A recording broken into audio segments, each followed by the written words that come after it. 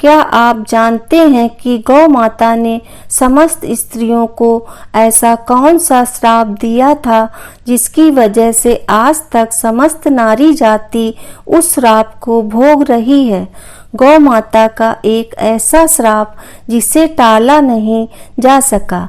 वह श्राप कौन सा था? चलिए हम जानते हैं इस कथा के माध्यम से। एक समय की बात है, भगवान श्री कृष्ण अपने आसन पर विराजमान थे।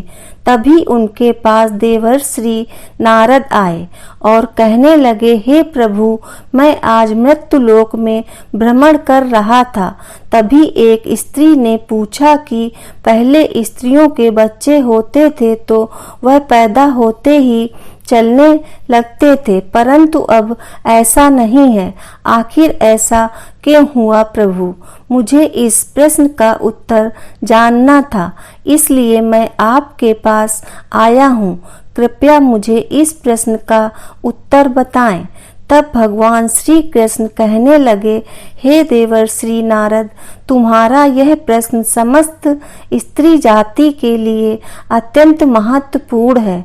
अगर तुम इस प्रश्न के उत्तर को जानना चाहते हो तो ठीक है, मैं तुम्हें एक प्राचीन कथा सुनाता हूँ। तुमको इस कथा के माध्यम से पता चल जाएगा कि किस वजह से स्त्री का बच्चा पैदा होते ही चल नहीं पाता है। तब देवर्षि नारद कहने लगे, हे प्रभु, मैं इस कथा को पूरा सुनूंगा। कृपया आप कथा को सुनाना आरंभ कीजिए।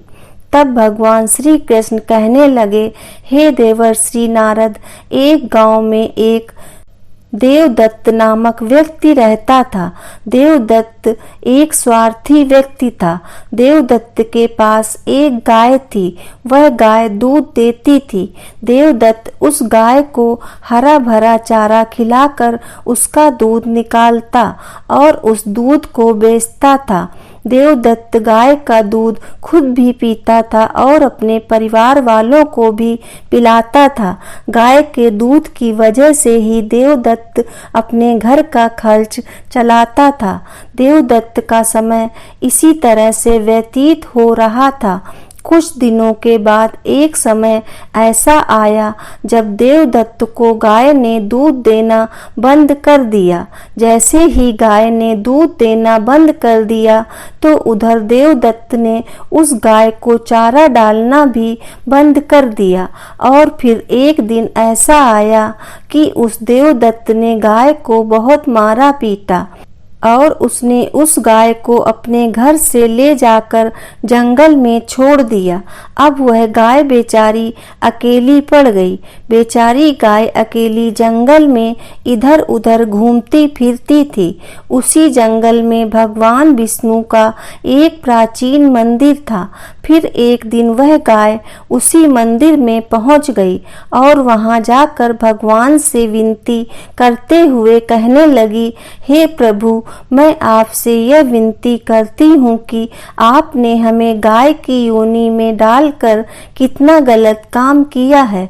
भगवान श्री कृष्ण कहने लगे, हे देवर्षि नारद, वह गाय आगे कहती है, देखिए प्रभु, जो आपके द्वारा बनाई गई 84 लाख योनियां हैं, उनमें से सर्वश्रेष्ठ योनि मनुष्य की मानी जाती है।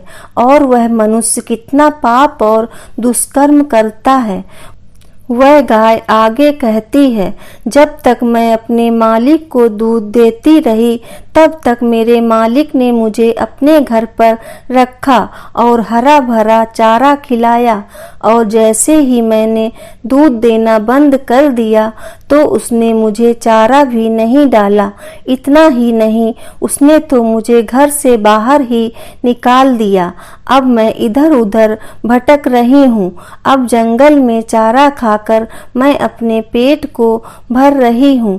हे प्रभु, आपने जो सर्वश्रेष्ठ योनि मनुष्य की बनाई है, यह तो बड़ी ही स्वार्थी और लालची योनि है। भगवान श्री कृष्ण कहने लगे, हे देवर्षि नारद, धीरे धीरे समय बीतता गया। गाय बेचारी उस जंगल में इधर उधर भटकती रही।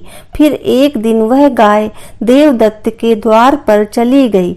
फिर देवदत्त ने जब उस गाय को अपने द्वार पर देखा तो देवदत्त भागता हुआ लाठी लेकर आया और उस गाय को मारता हुआ जंगल की तरफ छोड़कर वापस चला गया।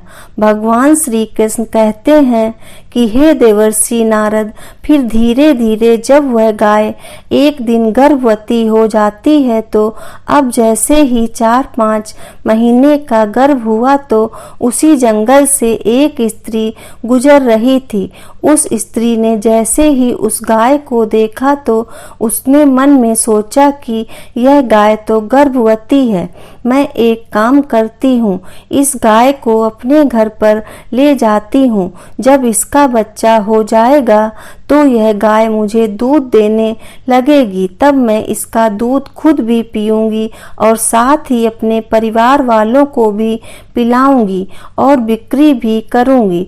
लेकिन जैसे ही वह स्त्री उस गाय को पकड़ने के लिए अपने पति को बुलाने के लिए घर चली जाती है और जब वह दोनों पति पत्नी वापस वहां पर उस गाय को पकड़ने के लिए आते हैं तब तक वह गाय वहां से चली जाती है। धीरे धीरे और समय बीतता गया। भगवान श्री कृष्ण कहने लगे, हे देवर्षि नारद, जब उस गाय के प्रसव का समय नजदीक आया तो उसने जंगल में एकांत और सुरक्षित जगह पर जाकर एक बछड़े को जन्म दे दिया। भगवान श्री कृष्ण कहने लगे, हे देवर्षि नारद, उस गाय के प्रसव के कुछ समय बाद वही स्त्री उसी जंगल में घास काटने के लिए गई और जैसे ही उसने दूर से देखा कि एक गाय ने अपने बच्चे को जन्म दिया हुआ है, तब वह स्त्री उसके पास गई और उसने ध्यान से देखा तो बोली कि अरे, यह तो वही गाय है। इस गाय ने तो बछड़े को जन्म भी दे दिया है। चलो अच्छा ही हुआ। वह स्त्री सोचती है कि अब मैं इस गाय को पकड़कर अपने घर ले जाऊंगी।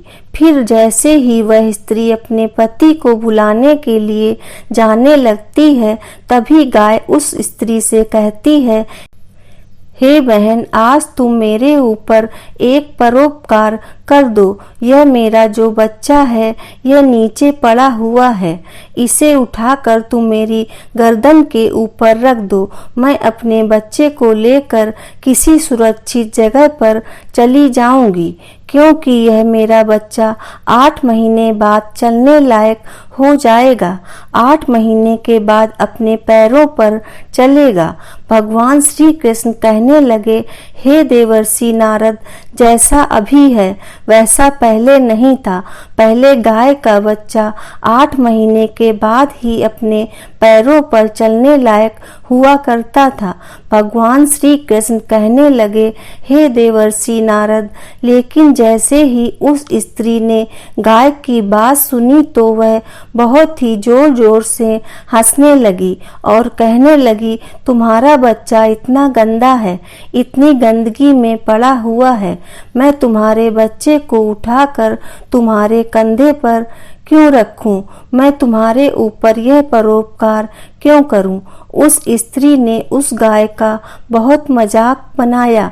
उस समय गाय बेचारी असहाय थी, वह अपने बच्चे को उठा नहीं सकती थी। भगवान श्री कृष्ण कहने लगे, हे देवर्षि नारद, उस समय दुखी होकर गाय ने श्राप दे दिया। उसने श्राप देते हुए कहा कि जो आज तुम्हारा बच्चा जन्म लेने के बाद तुरंत चलने लगता है, लेकिन आज मैं श्राप देती हूँ कि तुम्हारा बच्चा जन्म लेने के 10 महीने बाद ही अपने पैरों पर चलने लायक होगा और जो यह मेरा बच्चा आज चल नहीं पा रहा है, यह आज के बाद पैदा होते ही कुछ देर बाद अपने पैरों पर चलने लायक हो जाएगा। भगवान श्री कृष्ण कहने लगे, हे देवर्षि नारद, इसी श्राप के कारण स्त्री का बच्चा जन्म लेते ही अपने पैरों पर चल नहीं पाता है। सतयुग में सुखदेव मुनि पैदा होने के तुरंत बाद ही अपने पैरों पर चलने लगे थे और वेद व्यास जी भी जन्म लेने के तुरंत बाद ही अपने पैरों पर चलने लगे थे। यह बात तो सतयुग की थी, लेकिन कलयुग में ऐसा नहीं है। कलयुग में बच्चों को अपने पैरों पर चलने के लिए कम से कम 10 महीने लग जाते हैं। इसका कारण यही है क्योंकि गाय ने समस्त स्त्री जाति को श्राप दे दिया था। उसी दिन से समस्त स्त्रियों के जो बच्चे पैदा होते ही चलने लग जाते थे, उनकी प्रक्रिया वहीं पर रुक गई। गाय के श्राप के कारण ही स्त्री का बच्चा 10 महीने बाद ही चलने लायक बन पाता है और गाय का बच्चा उसी दिन से अपने पैरों पर चलने लायक हो जाता है जिस दिन वह पैदा होता है। इसलिए किसी की भी आत्मा को कष्ट नहीं देना चाहिए और यही सनातन धर्म का सबसे बड़ा धर्म है।